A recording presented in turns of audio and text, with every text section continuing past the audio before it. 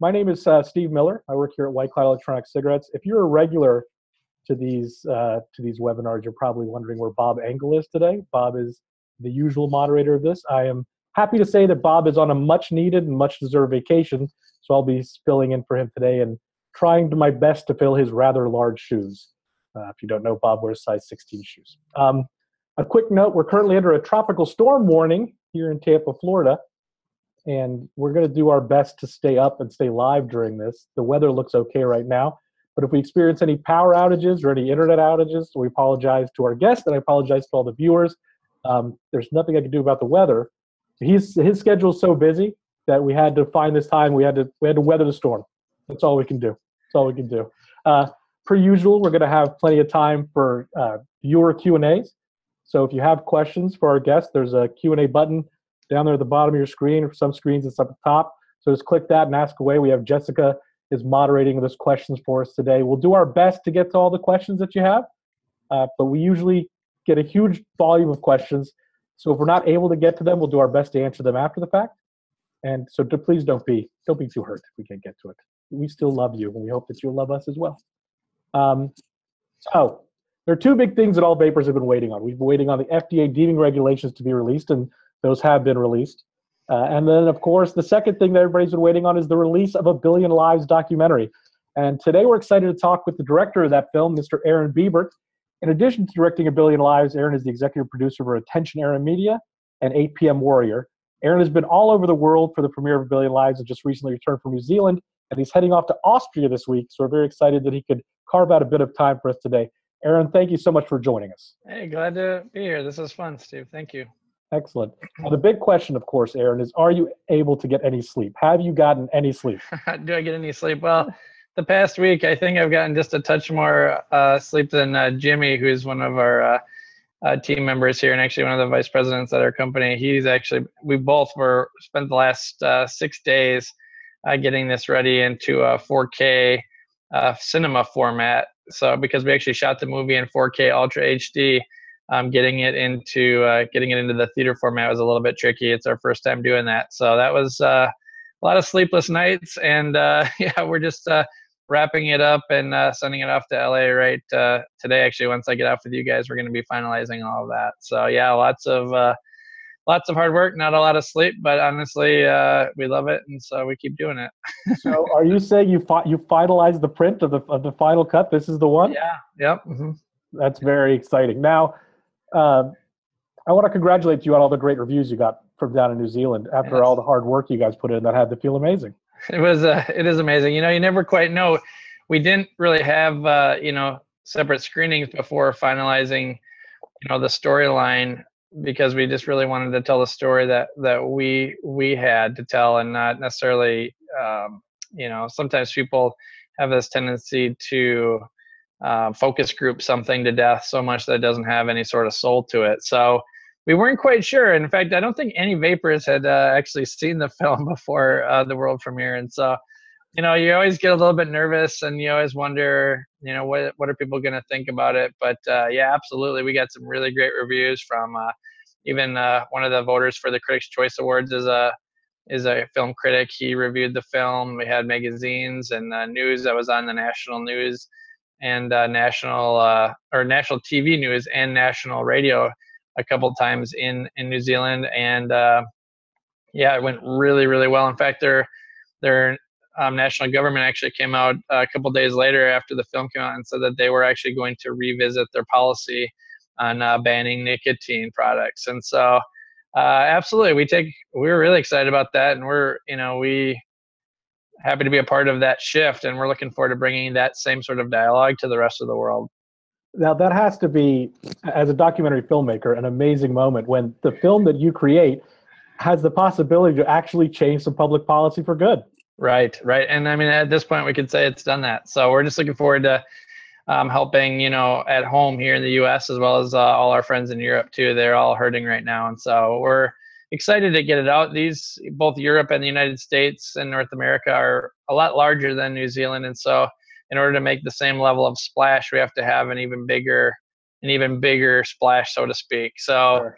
That's been kind of the thing that we've been working on right now, is how do we get the publicity that we need to bring it to the U.S. to North America and Europe in a way that will actually get the attention of the media and of the policymakers in the capital. And so that's kind of been the big struggle right now, is you only get one chance at a first impression, and Oh, so sure. your premiere really has to be something special, or else you're just really not going to be able to make the splash that you need to. And so luckily we had a very prestigious documentary film festival, pretty much the number one on that whole half of the world, as well as, a lot of great people that were helping make that world premiere so successful. And so we got lucky with that, but we're going to have to earn, North America and Europe. We're going to have to make them big, and we're going to have to work our butt off to get there. So that's what we're doing. No sleep until we do it. Well, I had the pleasure of talking to Jesse, a member of your team, and it seems like you guys have a good plan in place to roll this thing out. Yes, we're working on something very big, but we're just working on trying to find some ways to get that funded. So that's kind of our big that's our big push right now, is trying to figure out how do we pay for all of the publicity that we want to get. Now, since we're talking about the vapor community a little bit, they have enthusiastically embraced both you and the film, and actually had the chance to briefly meet you at the VCC event in Tampa. And I felt bad, I'm going to tell you, because you were sitting and you had your laptop and everybody kept coming up to you because everybody wanted to talk to you. And you had just managed to open your laptop up again, and you were finally alone. And I'm like, I got to give it a shot. I got to get this guy. And you were so nice and so pleasant. And in fact, when you were on the stage at the advocacy panel, you definitely got the loudest sort of applause. You've become sort of a rock star in the vapor community. How has that been for you? How has the excitement from the vapor community made you feel about the whole project? Yeah, well, honestly, the love and support has been probably one of the only ways that we've been able to push through. It's been super tough. I mean, making a movie is a tough thing. Most filmmakers actually never end up making a movie because it's such a tough thing to do. But we have a really tremendous team here, and that's been probably the main reason we were able to get it. But one of the ways, these nights where we're not sleeping, one of the things that's probably been the most motivational for us is the fact that so many people have reached out and shared their stories and explained how important this technology has been for them to save their life or their loved one, and also how important this movie is to get that message out to the general public. And so I felt the weight, in a good way. And it's been, those days where I was like, all right, it's close enough, which was about 6 months ago, to now, where we're getting, winning awards and getting positive critics, talking about the film. I would say that, all those people that have reached out and signed up for my emails and likes and shares on Facebook, all that stuff has just said, hey, let's do it the best possible way. Let's not give up until we know it's perfect. And so I think, I don't know if perfect's the right word, but we're really happy with where it's at. And that's really because we've been just riding the wave of support. I was reflecting back and thinking about that, how much pressure there must be, because you mentioned how much enthusiasm there is for this film before anybody's even seen it, on the strength of the trailer. Right. And I think that was going to be actually my next question for you, was how has the pressure from the anticipation led to you push forward through the film? And it sounds like it's done just that. It's you have to feel almost accountable now if this thing comes out and people don't like it.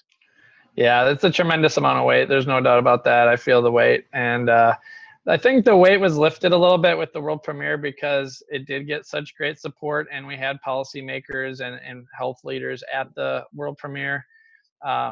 And for me, it felt like I felt validated that we didn't fail, and winning awards shortly after, getting invitations from the Melbourne Documentary Film Festival, all that kind of stuff really just said, okay, so it won't be a total failure, Well, even though I never did think it was, but you never know, and so the weight has been there. I still have the weight, I still feel the weight because, when you talk about numbers like 1 billion, my grandpa just died, and he was probably one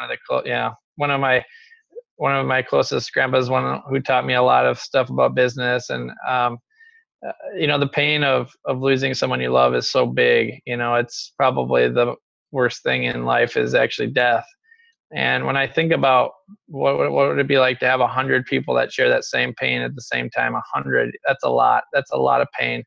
What about 1 million? I don't even know if I know what 1 million is, but 1 million people with that same pain, that's a lot. But what about 1,000 million? 1 billion people, that are that are projected to die from smoking. And when you see that 70% of smokers want to quit smoking, but they're not able to do so, that's a lot of people that are going to die, that are feeling trapped, and so I've never been a smoker, so I don't know what it's like to be trapped, but I do know what it's like to lose someone. And so the weight of that, along with the weight of the truth, I mean, we can't live in a society where lies and dishonest stuff is openly tolerated. And so I feel the weight of that as well. We can't live like that. And I refuse to live like that. Well, I think the point is perfect, and the way you stated is ideal. When I first started working for White Cloud, I take a great deal of pride in my job, because what you just explained there is how it was explained to me when I started working here. Was, what if these things can work? What if we can save all these lives? And Right. when you put 1 billion lives on it, it's such a perfectly named film for that reason. Thank you. A lot of debate about that. What should we call it? I would imagine, yeah. Now there's so much to discuss with 1 billion lives, and we got a little bit of your time here today. But I also want to talk a little bit about you as an artist before we launch into the subject matter. What initially drew you to filmmaking? Well, I love telling stories. And actually, as a kid, I grew up, I wanted to be an architect, and I wanted to have my own architecture firm. That was something that was important to me. I wanted to be able to create something and have a team and kind of do some really great stuff together. And that was always something throughout my childhood. Once I actually found out that most architects just design like stairwells of skyscrapers, I decided that wasn't for me. Fast forward to when I first got a chance to start working in the medium, filmmaking, that I decided, this is art, and we have a team. It's one of the things I'm most proud about, is how great our team is, and how much I personally love them. I hope they love me back, but that's important, and so it's not just about the art, but it's also about the method of creating and the collaboration, and ultimately, when we were together in New Zealand for the world premiere, really sitting on that red carpet together, that was really a fantastic moment. In fact, it's probably one of the most important moments in my life. And so what drew me to filmmaking was, in some ways, that teamwork, but also the fact that we can move mountains together if we make the right film. And so finally we get to do it. This is our first feature-length film, and for theaters, and we're very excited about that. Hopefully able to move some mountains, and I'll probably like filmmaking even more if we're able to do so. Were you always drawn to documentaries? Well, I don't know. I would say I've always been a fan of stories that, I come from more of a marketing business background, actually, not the traditional filmmaking route. And I've always really loved telling the stories of people that were doing great things. And that's what I did. That's what we still do at Attention Air Media, which is the production company. We're still doing that. That's actually what our company was originally. Most of our bread and butter has been telling the stories of people doing great things, whether it was inner city education, which we've done a lot of, schools, different universities, businesses. About half of our work traditionally has been for-profit businesses. Applebee's, we've done some stuff with IndyCar, NCAA, but also we've done a lot. About half of our time we've tried to spend doing things for nonprofits. Like I said, inner city stuff, inner city help, education stuff for children, stuff like that. And so this kind of fit in with that, but we thought, here's an opportunity, to help people, but also do something that was kind of on our bucket list, which was to make a film actually for theaters. And so, I think the documentary thing just kind of happened because we were already sort of doing that in miniature ways. But we were actually getting pretty good at it, and so that also made sense to do documentaries versus like Lord of the Rings or something like that. Sure, it's a lot more manageable too. Right. We don't have the 1,000 CGI workers, so we're not big enough yet. Right. We're getting a good amount of questions, and this is the question that I'm sure you get asked a great deal, and it's of interest to me as well. How did you, because my understanding is you were not a smoker, you're not a vapor. How did you wind up settling on the vapor industry as a subject for a documentary? Yeah, well, I was one of those guys in the old days that used to think vaping looked stupid, and then I saw the news about how it's more dangerous than smoking, formaldehyde, all that kind of stuff. And so, I was finally set straight, by a vapor. And when I finally learned, the corruption that was going on with it, and that it could actually be a life-saving technology, I said, well, what other documentaries are out about this? I want to watch and see what's going on. And there weren't anything. And, you Google it, vaping documentary. And I found all these documentaries that never got made, that had funding and all of that. And I was very intrigued by that because it just didn't make sense that there was all these things that it seems like a very important topic if we're talking about saving people's lives. There's tons of documentaries about people getting famous or people, and their lifestyles and all kinds of other different topics that are very interesting, but not life altering, like entire community game changer type stuff. And so this really felt like something that, we could really make an impact in, and it was an untold story. And so that was probably the main reason why we got into it initially. And I also felt kind of stupid for being one of those idiots.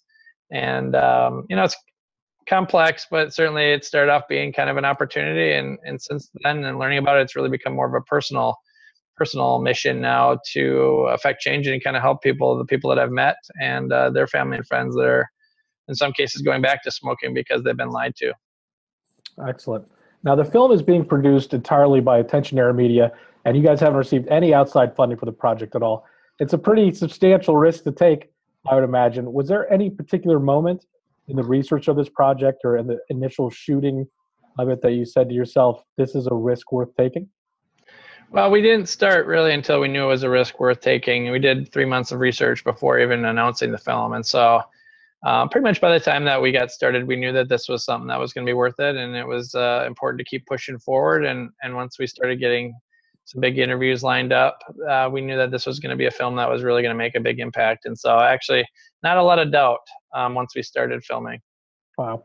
See, I mentioned it before, but I came to work in the vapor industry as an ex-smoker myself. I managed to quit cold turkey, which was just a miserable experience. People do it. Even in the past, we're more so, but it seems like it's harder for some people to quit when they started younger. Sure. Oh, yeah. And as I got into the industry, I learned more about it. And the same way you did, I'm sure, as you researched the project and got into it. There were times where I felt like I was going down a rabbit hole, with so many different players and so many different agendas between pharmacy companies, public health groups, research scientists. There seems to be no end of players in the story. Did you expect to see this level of complexity when you started this project? No, I don't think so. I think we anticipated it would be a little bit simpler. But once we actually started getting going, it really became obvious that it wasn't a simple thing of just big pharma, or big tobacco. I know a lot of people try to make this all about big tobacco, and certainly they've had their role to play in all of this. But it's very complex because the big companies, specifically the big pharmaceutical companies, have really gotten their tentacles into almost every area of medical and scientific research related to the human body. I mean, they're funding research in almost every university. They're funding, the majority of FDA funding now comes from big pharma, which makes no sense whatsoever. And so you look at their reach, and you could say, overarching, obviously it's really big money that's pushing all of this. But the actual people doing the work for big pharma, it's a very complex web of things, and it's not always such simple motivation. Some people are doing this for pride because they think they get a chance to fight something else that's bad. But a lot of it comes down to either they're being lied to or they're ones doing the lying. But it's very complex in some cases. Now, like you mentioned, it's an incredibly complex issue, and I'm sure there's no elevator pitch, no one-word answer for this question.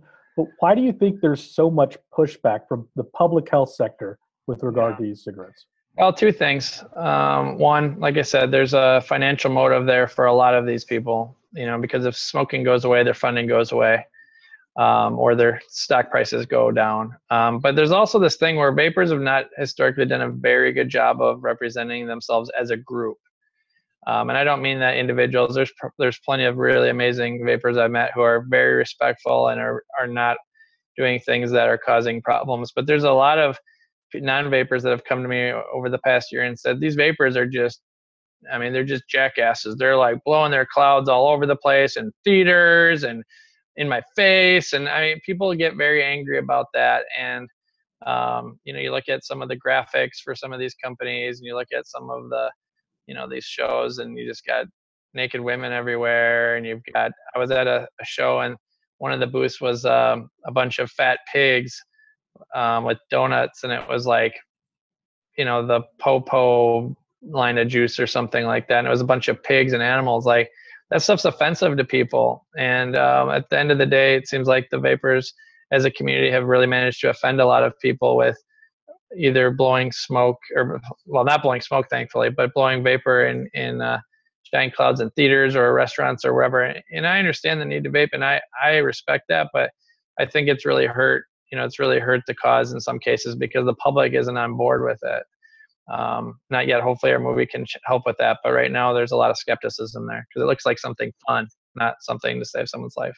Yeah, it's a very good point. You wind up, the reality of this is that it has possibilities to help people transition from tobacco, and outside looking in. And we saw that recently with the Samantha Bee parody video that she did on Full Frontal. Right.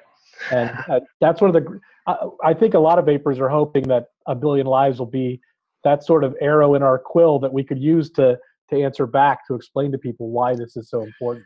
Yeah, I think the movie was designed for the public, and it's designed to take the full look at this whole issue, and not just focus on some of the most well-known vaping cultural things like cloud chasing. Really, to talk about who are vapors, and in this case, most of the vapors that I've met are just moms and dads and grandmas and grandpas, who are trying to find a way to quit smoking, and they are very respectful, and they are very intelligent people.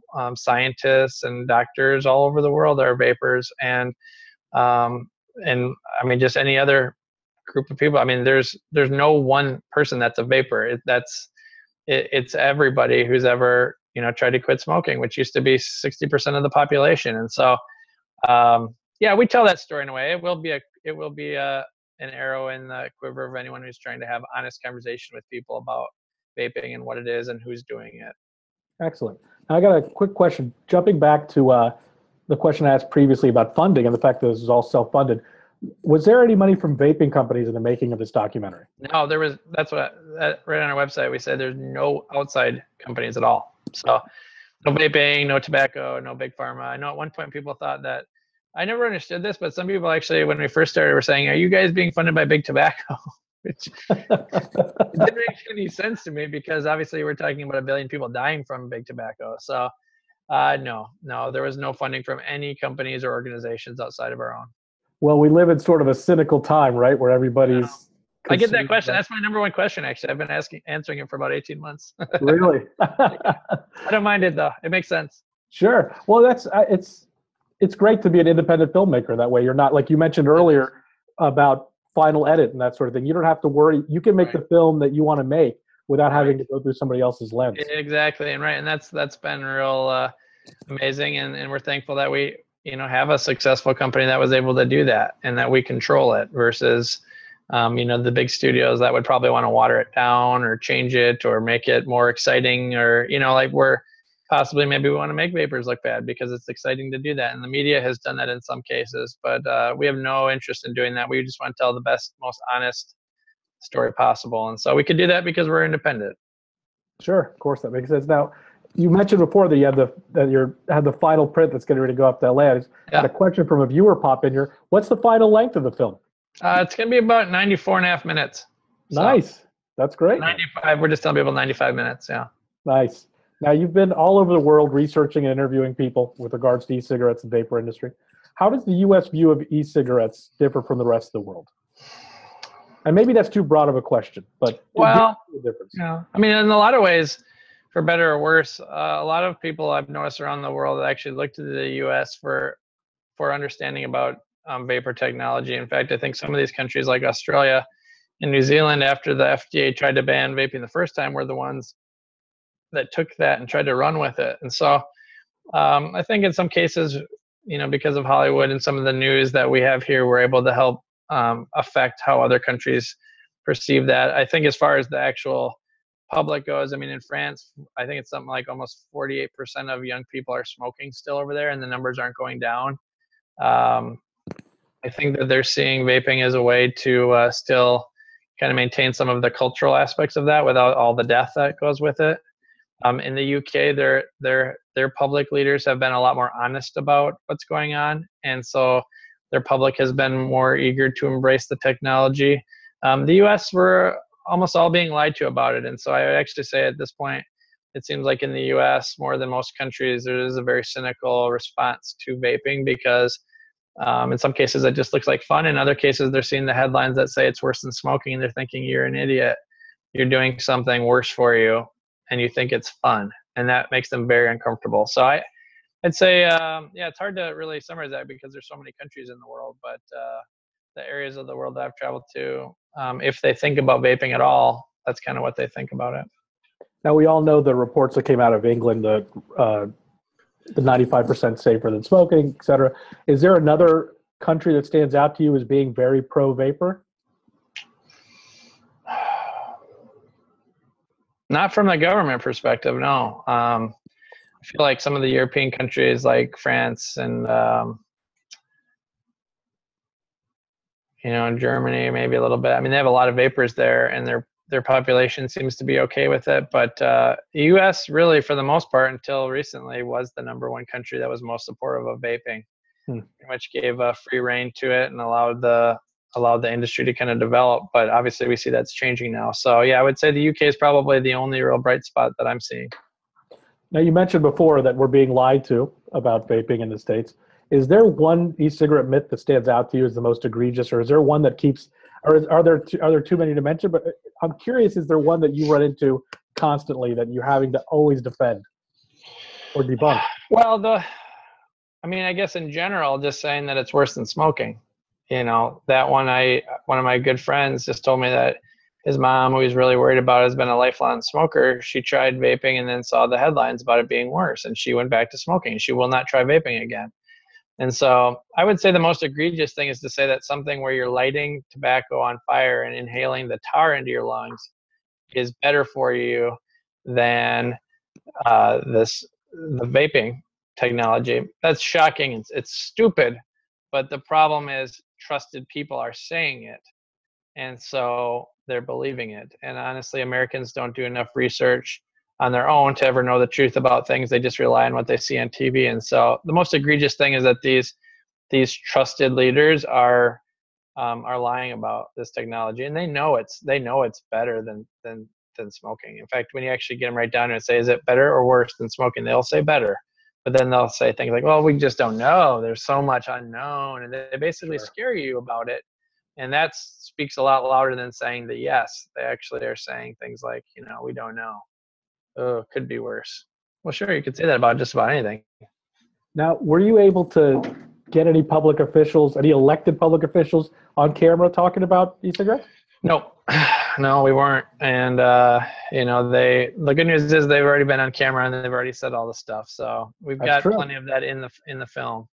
Lots of news clips in the film. So I would imagine. Did you reach out to a good amount of elected officials in the States, or? Well, we didn't have a whole lot of elected officials specifically that were initially on our radar. Obviously, there are some now, like Senator Leno, State Senator Leno over in California, Markey, Senator Markey, some of these guys. But honestly, they would just turn us down anyway, and so we weren't getting too excited to interview them in the first place. We did reach out to Senator Leno, did not receive a response. And so, these guys, they're just not going to go and talk to a documentary about this. They just won't do it. So we have other ways of getting them in the movie. And so, yeah, they're in the movie. What about public health advocates that are sort of anti-vapor? Did anybody agree to sit down with you? Yeah, Stan Glantz did. He said, yeah, let's do this. And then we said when, and he never responded. So he's also in the movie a little bit. And we actually have a lost chapter that we're going to release so everyone can see how crooked he is. So look at you. You're already setting up for the DVD bonus features. Yes. Yeah. The questions that we're getting rolling in, we're getting a great deal of questions rolling in, not surprising. The bulk of them center around U.S. premiere dates, where they could see it, that sort of stuff. So I'm gonna run through a few of these. I know that you can't be too specific, or be as specific as you can. I'll give you everything I know. Sure. The first question I have come in here is, how did you come to settle on New Zealand as the premiere for the film? Yeah, that's a great question. Well, a couple things. First of all, we got an invitation from one of the most prestigious documentary film festivals, certainly on that side of the world. I think they're probably top 5 in the whole world, certainly on that half of the planet. That's the big one. And we got a chance to have our world premiere in the theater that Peter Jackson goes to, that his group and that group of people that made Lord of the Rings built that theater in pretty much the Hollywood of the South. That's where they made Lord of the Rings, Avatar, King Kong. I mean, Chronicles of Narnia. I mean, like they made a ton of movies down there. They continue to make a ton of movies down there. That's a big filmmaking place, and also the time of the year was right. And there wasn't anything. I mean, we're a small group, even though, like I said, we're able to do this movie.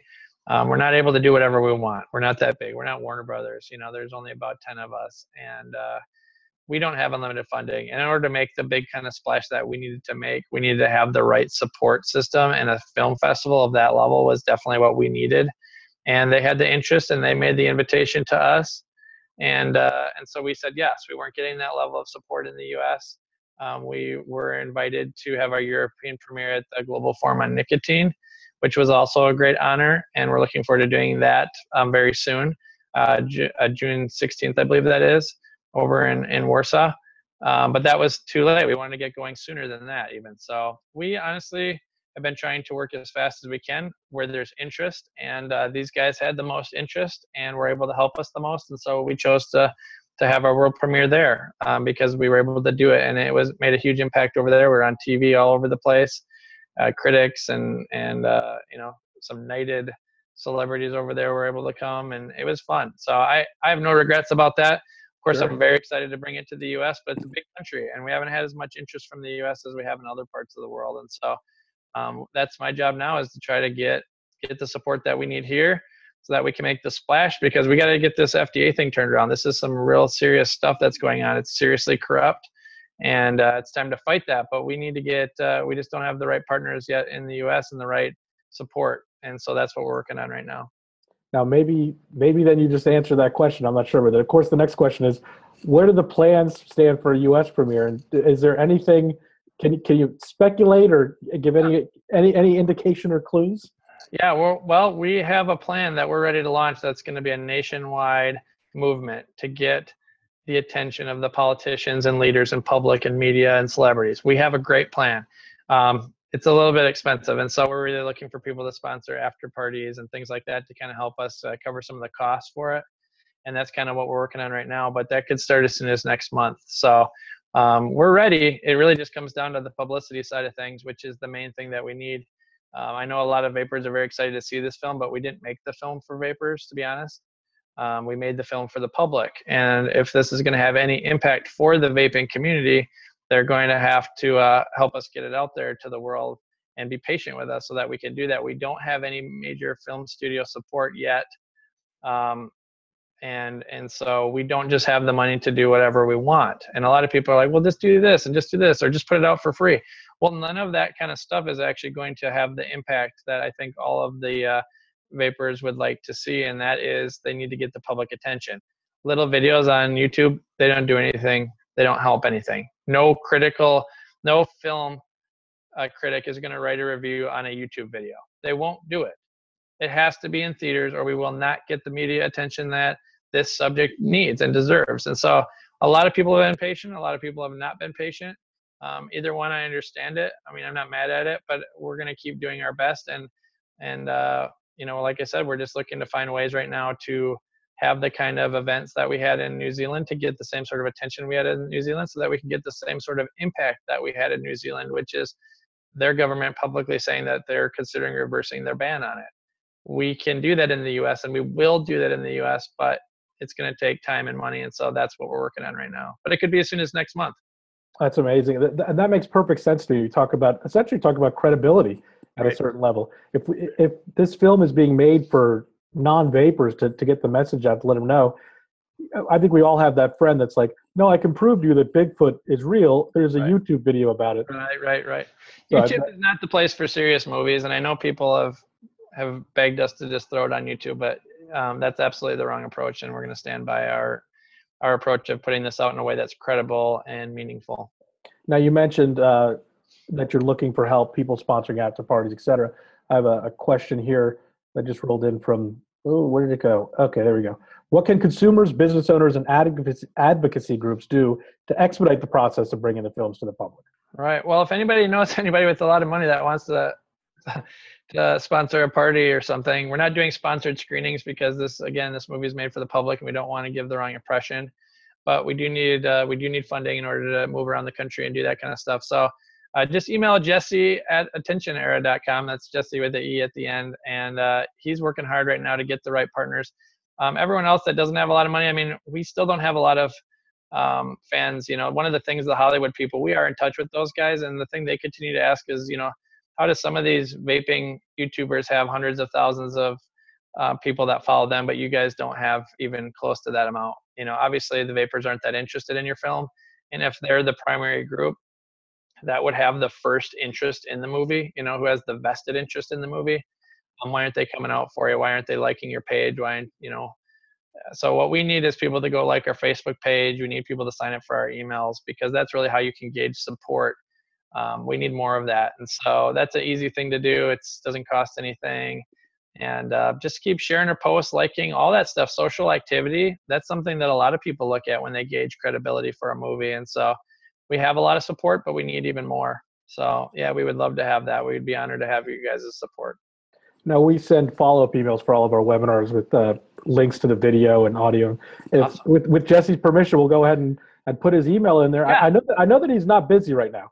I know that he doesn't have much going on. So if you would like to, super busy, but honestly, he's busy, trying to find the right support for this, because ultimately, if everyone wants us to push this faster than normal movies, which usually take about 1.5 years to get out, then we basically have to become a distribution company ourselves. And so, essentially that's what we're trying to do, is we're trying to build, get some funding for that. So yeah, absolutely.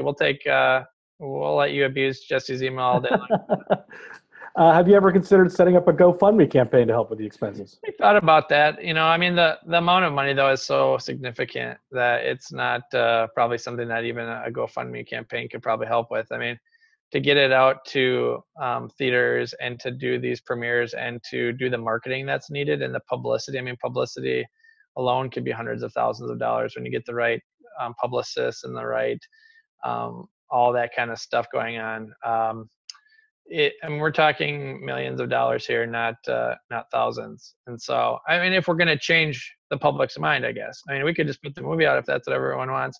But honestly, we already know that's not going to work. So we want to do it right. It's going to be very expensive to do it right. We're talking about having a premiere, even a premiere in the Chinese theater in LA, and inviting a lot of celebrities to come to that. We can do that. That's a reality. That if we can figure this out soon, is going to happen. It really just is a matter of money. So yeah. Sure. So, as tough as that sounds, I wish it wasn't the case, and we could just wait for Hollywood to get involved. But then everyone's gonna be waiting about 1 year, and I know that's not what everybody wants. So we're gonna keep pushing hard. I think it's kind of important to remember that you guys are just sending the final print off. Yeah. And I think for a lot of vapors, myself included, we've been waiting, and it feels like for quite a long time, because that's how long it takes for a film to be created. And I think if you're not familiar with the process, it can be like, I want to see the movie now. Right. Well, that's funny, because we put out that announcement video. That was the announcement video that we were going to make the movie.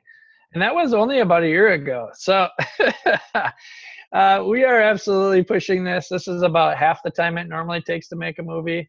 And we've been doing that because we know how important this message is for people, not just for their entertainment, but for their lives. And so, this is way faster than most movies ever come out. And some movies take 5 years, especially documentaries, because if they're not getting picked up by the big Hollywood companies, they just sit in no man's land. And I mean, we're literally just continuing to invest our own money to keep doing this. We don't make money by having premieres in New Zealand. We didn't get paid one dime from anyone for all those tickets that were sold. We didn't get paid any of that money. And so we are the ones that are shouldering this burden right now, and we're going to keep doing it until we get to that point. But obviously there's only so much we can do. And so, but it's really going to take, a ridiculous amount of money. And I think, there's enough impact that it could possibly happen. It's just, we got to have those conversations with the right people. Sure. Now, the other question that gets asked a fair amount, I'm sure you hear it too, is regards to Netflix. Yeah. That is a good or a proper route to get this out to the general public or to politicians? Yeah, I think Netflix would be great. If Netflix actually wants to invest in the movie, like there's a lot of ways that things end up on Netflix. If Netflix wanted to call tomorrow and say, hey, we want to buy this movie and put it in theaters, which they do sometimes, and put it on Netflix, I would be great with that. I think that would be a phenomenal thing, because we would still have that way of getting the critics on board and all of that kind of thing with the theaters. They've done it before; they'll do it again. We'd be okay with that. If sometimes Netflix has this thing where they'll basically just take the movie and put it on there, but they don't pay anything for it. That also means they don't invest in it, which means they don't do publicity for it. They don't do marketing for it. They got to have skin in the game if this is going to be worthy of getting any of the public's attention. And so, yeah, Netflix, that doesn't mean it won't be on Netflix. It's just, it probably won't be on Netflix right away unless they want it. But they literally, despite all of the different calls that people have made, we have yet to hear one word from Netflix. And so, yeah, we haven't heard from them. And really, they have to want it or this isn't going to work. And so, yeah, I'm not super optimistic about Netflix. I'm not. Well, at this time, in the short term. Now, jumping back to the content of the film for a second, I know we're on topic of release and stuff, and that's what everybody wants to talk about. We got a question here, and I think you touched on it briefly, but do you get into the culture of vaping at all, the contest, tricks, skills, and all that? We have a very small part of the film that does show a little bit of the culture, and we do definitely discuss that and how you don't see websites about the latest nicotine patches, and you don't see competitions for who's the best at chewing nicotine gum. This is something that is fun and allows a community to be involved and to grow and to form and to support each other. There's nothing wrong with that, and we make that point really clear in the movie. We have a montage of some pretty interesting tricks and things like that, but ultimately the movie's not about that kind of stuff, because that kind of stuff changes, the fads and the different styles. We don't talk a lot about the new models or any of that kind of stuff. We're really talking about the big picture here. And so, no, not a ton. This is not a film about vaping specifically. It's a film about corruption. And it talks, obviously, a film about corruption through the lens of vaping. And even though we do touch on the culture, it's certainly not a movie about the culture of vaping at all. Excellent. Now, have you given any consideration to reaching out to, this is our viewer question here, reaching out to a vaping celebrity, somebody like a Leonardo DiCaprio, Katherine Heigl, those types? Yeah, and there have been lots of those kind of discussions. Really, though, what it comes down to is nobody that's famous wants to get involved with a film that's not also going to be famous, because it looks like kind of slumming it, if you will, going down and playing with the indie films, and so at one point, we were really hoping to get a bigger support base of people that were behind the film. We haven't really got to that level yet, and we were told at one point that one of the celebrities would get involved with the film if we were able to get it to a certain level, and we weren't able to. So I don't think those guys will be in the movie. Well, they're obviously not going to be in the movie at this point. We missed that window. But it's possible that they may get behind the film and start supporting it. But really, they want to see that the community itself supports it. And when we talk about 9 million vapors in the U.S. and 30 to 40 million around the world, and we got, a low 5-digit number of fans on Facebook, like, the bottom line is it doesn't seem like the vaping community really cares that much about the movie. And so why should they get their millions of fans involved if the vapors don't even care about it? So that's kind of the problem. And that's the reality of it. I don't like to be a whiner, but that's the answer to the question is no, not until we actually show that people want it. I mean, most of the there's been plenty of even associations and vaping celebrities themselves who haven't even talked about the film. And so, I mean, why would Leonardo DiCaprio get behind a film when the vaping people themselves don't? So makes sense. It circles right back to what we talked about, where what can you do? Well, share it socially, get involved with it. Right. Most vapors, yeah, I'm still hearing from people that I never heard of your film before. Vapors. So, that's impressive. Obviously there's a core group of people that are really amazing and have been super supportive, and I love you guys, and I'm thankful for you guys, and we're fighting with you, but there's not enough of that. There's not. It's the same group of people that have just been supporting us from day one. It's not been growing to the level that it needs to, and so that's been troubling. That's why Hollywood hasn't decided to get on board with it yet. Sure, I understand that. Now, you were touching a little bit on and I know it's hard for you to get into specifics because every market is different, from New Yeah, York to sure. Tulsa. But what is the estimated cost for a premiere? I mean, you mentioned hundreds of thousands for marketing. Yeah, I'd say, well, each city, I mean, just like publicity for one city could be $60,000. So it's Right. just publicity. Some of these theaters are, another 80,000. That's not marketing. That's not flying people to the premiere. That's not there's travel costs. There's, trying to think, there was a long list someone put together on our team of all the costs involved, and it's like about 20 different things. But um, it's a six-figure number, though. It's a large amount of money, and to do that multiple times across the country, which is what we plan on doing, is we're talking about, I mean, millions of dollars. And so, because you want to do a marketing campaign also to make sure that people are aware of it, and once you get that, I mean, the fact is, like, maybe we spend like $5 here and there on boosting a Facebook post. Right. That's partly why nobody knows about our film yet. I shouldn't say nobody, but that's why the mass numbers aren't there yet, is because we haven't been marketing it. And so it doesn't make sense to have premieres unless you're ready to actually support what's going on there, and that's the release of the movie. And if we actually release the movie without marketing, we're just as bad as just putting it on YouTube, because still nobody will know about it. And if anything, it'll actually make us look bad. You talk about credibility. How about putting a movie in theaters and then no one goes? Yeah. That's bad, because if a critic goes, they're going to say, I sat in an empty theater. They're going to say that in the review. So we can't have that. And we're not going to screw this up. And so that's why we're going to take our time to make sure we do it right. Sure, that makes all the sense in the world. Now you're back on a plane this week, flying out to Austria. What's going on in Austria? Yeah, they've got a big organization or a big group getting together there. I think the Vienna Vape Show, I believe, is what it's called. And I'm going to go down there and I'm going to give a talk to those guys and give them some support and love. And then we're going to head to after that. Then we're going to head to Warsaw for the European premiere. So yeah, it's gonna be a busy couple of weeks. In fact, and I might have a surprise trip tomorrow, but I can't talk about that one yet until we see if it actually happens. But lots of things in the works. I mean, we're trying to help people wherever we can and wherever and however we can. And yeah, I'll probably be gone for the next 3 weeks, essentially just trying to travel around and build support for the movie and try to keep building this movement, because we definitely have a movement and it is growing. It's got to grow a lot faster if we're going to make changes here in the right places. So Absolutely. Now, caught up on that. we only have time for a few more questions that I just want to thank you so much for your time. We still have a lot of questions coming. We're going to do our best to get to them. But this question, it's another one that may feel a little tough to answer, because it's sort of a broad, big question.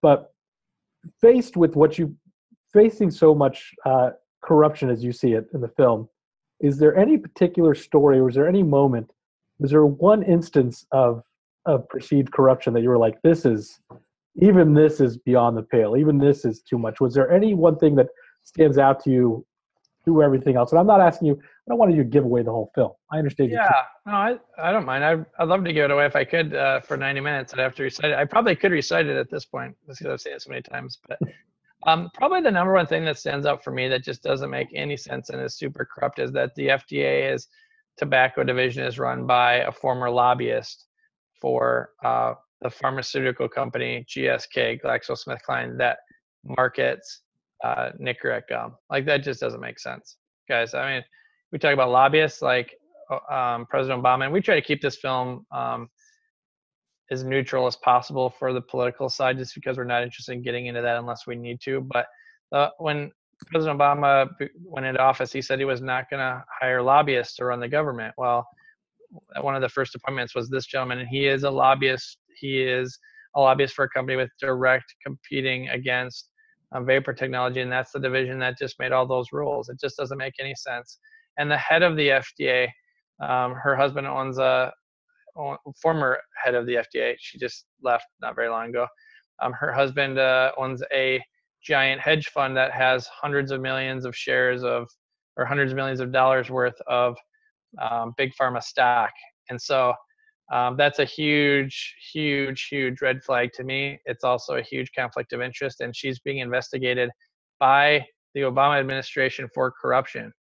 And so Yeah, but you don't see that in the news too much, and the our culture is tolerating this, and we cannot do that any longer. And so that's the big red flag for me, is when government institutions that make rules for businesses are being run by groups that have vested interests against certain businesses, and that to me is wrong. It's corrupt. It is corruption, and it's led to a lot of what you're seeing now, because those are the same organizations that fund a lot of the research that we're seeing coming out that is fraudulent.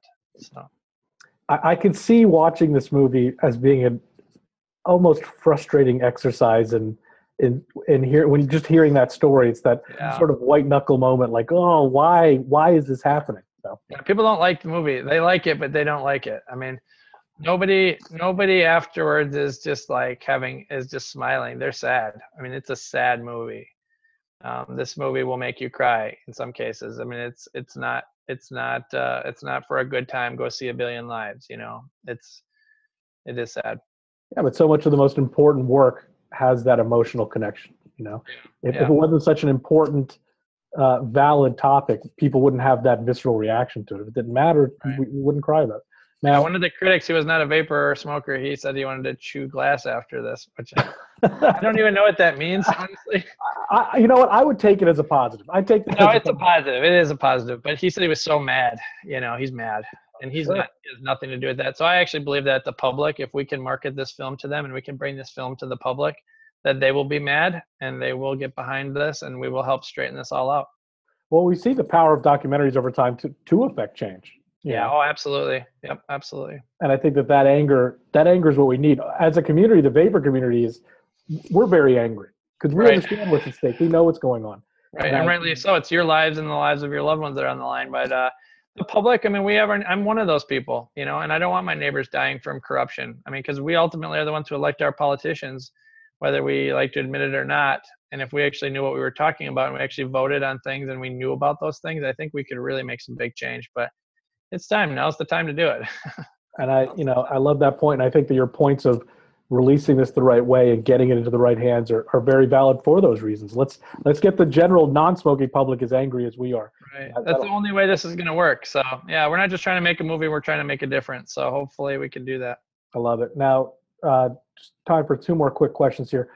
This one specifically, are there any specific advocacy national or local groups, and this is from a viewer, that we can donate to for the cause, or can they donate directly to you guys? So this goes back to the question, I assume, of, as a consumer, besides just sharing on social media, liking and following everything and retweeting and reposting, is there any something directly financially that they can do?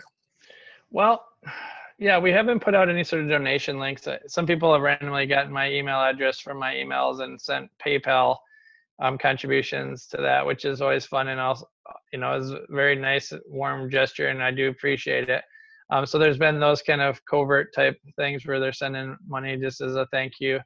But a lot of people that want to support our film are going on our website, and they wanted to buy some of the shirts that we made, or we obviously don't get all that money. We're partnered with another company that's actually doing all of the work on it, because we're just filmmakers. We don't actually know how to make shirts or sell them on websites. I mean, that's a whole nother business, but we do make some off of that to a point where we think that would be helpful if people want to have that. We think it'd be great to see people wearing those shirts around, or the hats, or there's a whole bunch of different things on there that would be great. But really what we need, we've been telling people since day one, is we're not as interested in your money as we are in your passion and sharing and liking. And actually every time we share something, you share it. Like, that will send a message to Hollywood and to everyone else that yes, there is a movement growing here. And yes, there are a lot of people on board with that. And that means way more than any amount of money ever could. So, if people really want to support it financially and they don't have a lot of money, they should just, buy some shirts or something. And ultimately what we still need is we need a lot of social media support. And I know that it's been a long time coming. And I know, guys, we've been doing updates now for over a year. And I know some people are getting tired. I'm tired too. And I ask everyone just to keep pushing with me. Let's keep doing this. Excellent. Now, real quick, I know you're in the middle of publicity and planning premieres, and I know Billion Lives is your focus right now. And so this question might be a bit premature, but what's next for you? Do you have any other projects in the work? Is there anything that you're thinking about? Well, if we can get this one going, we've got another movie that we're beginning to do some preliminary planning I called The Problem with Big. And that's going to be a movie about a lot of this kind of stuff, but really more focused on the problem with big, not just what do they do to vaping communities, but what's the problem with having such big organizations like Big Pharma and some of the things that they do to twist government and twist pharmaceutical companies, not just in the case of vaping technology, but also in some of the cases with like essential oils and the food industry and the medicines that we're taking for other things. Like there's a lot of really disgusting things going on right now, and we have to look at how do we fix the problem. And so that movie will be coming. That one will probably be even bigger potentially than A Billion Lives. They'll still talk about vaping and the vapor technology in there. Hopefully that's the movie where we talk about winning, but it could also be the movie where we talk about losing as well. Because at the end of the day right now where things are headed, if we don't make significant changes, that a lot of these businesses are going to be out of business. And ultimately, I don't think that that's the American dream or a fair way to have a system for entrepreneurs at all in our country. And so, yeah, that's something that's very near and dear to my heart, is being able to have the freedom to do business and not have groups changing the playing field whenever they want. And so, yeah, we're going to have another movie that's going to be even more sharp and even more public about public things that the public cares about. And we're going to really try to make some change with that. I love it. I'm already looking forward to that one. I'll start emailing you for release dates. Right. Well, I shouldn't even talk about it because like, get that movie out next week. It's like we don't even have the movie started. So, yeah, maybe I should wait till it's ready. Apple doesn't announce things until they're ready. Maybe I should too. Excellent. Well, I just had an interesting question pop in real quick. I'm going to go ahead and ask this. As you've already stated, the film has already woken up some governments and already affected some change. Have you received any threats due to this documentary? Well, we had some people hack into our website at one point. They didn't get anything, so that was good. But I think that the really big people, they know better probably, because they know that would probably only benefit this movement. When you threaten people that are, in the forefront of trying to push through social change, usually you only fire up the movement even more. And so I don't know. I'm still nervous though. They do kill people like me all the time for these things. A lot of natural doctors who are looking at different ways to solve illness are dying now in car crashes, very mysterious car crashes. We are seeing a lot of documentarians being killed down in Brazil when making films about the rainforest. So it does happen. People are at risk. And, I did make a post the other day about how if it looks like I killed myself, it was not me. Like I'm kind of joking about it, but I do wonder, I haven't received any threats yet, but also most of the world hasn't seen the film yet. So I don't know. I guess I'm ready for it. If, I hope I don't die from this, but I guess if I do, at least it was doing something that mattered. Well, you're a much more enlightened and confident person than I am, because if I felt that way, I'd probably be under the blanket. Yeah, maybe that's why the other movies never got made. I don't know. Yeah, that's very possible. Hey, I really want to thank you for taking. I know how crazy your schedule is. I want to thank you for taking the time to do this today. Are there any last thoughts you have, or anything you want to hit before we wrap this up? No, just really a thank you to everyone for, as much as it kind of sounds like I was whining a little bit, I just really wanted to answer the question in a very clear way for everybody. I'm super thankful for everything. You guys have been amazing. The people that have gotten behind this movie are the most amazing people I've ever met. So there's certainly no lack of gratitude there. It's just the level of what we're trying to do here is so big that we just got to keep pushing together. I know people are tired. I'm tired. The people on our team are very tired. But we're energized, and I need you guys to keep energized, and I need us all to just work together, and let's do this. Let's change. Let's make change, not just make a movie. That's fantastic. Thank you very much, Aaron. I appreciate it. You bet. Thank you. All right. To keep up with everything that Aaron and A Billion Lives has going on, make sure you follow them at Twitter at A Billion Lives and at Biebert on Twitter. So it's at BIEBERT. I want to thank all of you for joining us today. I want to thank all of you for your questions. I want to thank all of you for your comments about the large size of my head. And if we did get a chance to answer any questions live, we're going to do our best to get them answered for you. And to keep up with our webinar series and all the discussions we have going on, make sure you follow at WC Sigs on Twitter. My name is Steve Miller. Thanks again to everybody, and we'll see you all soon. Thank you.